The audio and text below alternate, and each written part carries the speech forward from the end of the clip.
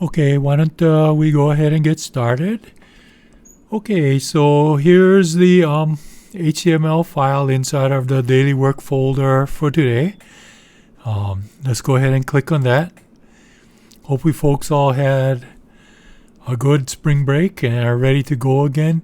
Okay, so assignment 11, we worked on that last time. I want to just look at this a little bit as a review.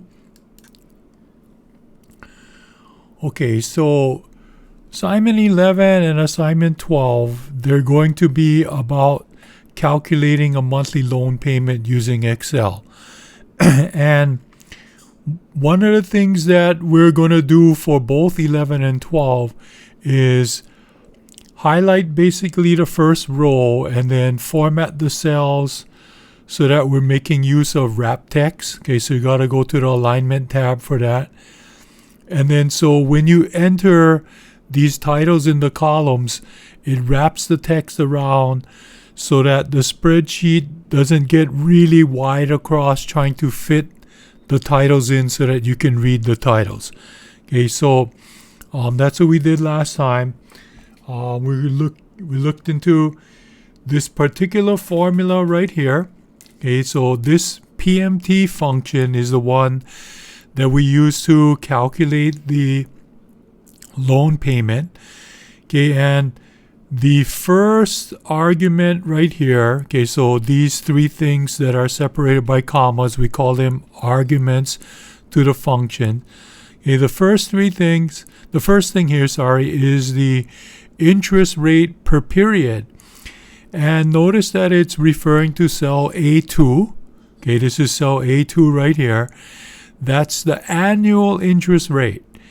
But since you're not going to pay the loan once a year, but you're going to pay once every month, you have to take the annual interest rate and then divide it by 12 to get the monthly interest rate, because you want to pay monthly payments, not yearly payments or annual payments. Okay, the second argument is the total number of periods or total number of payments. Okay, so if you take the number of years for the loan, which is in cell B2, and you multiply that by 12, that's taking the number of years times 12, and then so you're going to get the total number of months, and that's what you want because that will give you the total number of periods or total number of payments. Okay, so we express things like this using addresses in the formula so that when we fill this down, we can do what-if type analysis very easily. Okay? And then the last argument here is simply the present value, okay, and that is just a negative of the amount borrowed. It's negative because you're borrowing money. That's not money you're putting away to collect interest on. Okay, so the bank is collecting interest on you. Okay, so that's what we did last time. And when we filled it down, and then we changed the number of years of the loan so that we reduced it by 2 years every row down.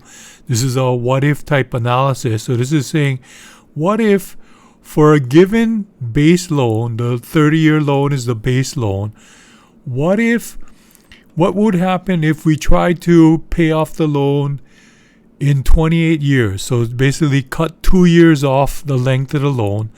Well, we would have to pay $69.18 extra, and then as a result, we would pay roughly $25,000 less in today's money, okay, because you're saving money on interest. Okay, and so the shorter you make the loan, the more you have to pay per month. That makes sense. Okay, but then of course the more that you're going to save in interest in terms of today's dollars. We say in terms of today's dollars because this is an annual interest rate 4.5%.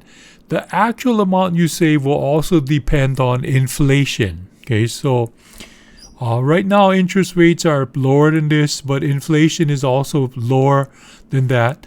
So should you pay off a loan early? Well, it depends, and that's what we're going to be talking about with this assignment and next assignment.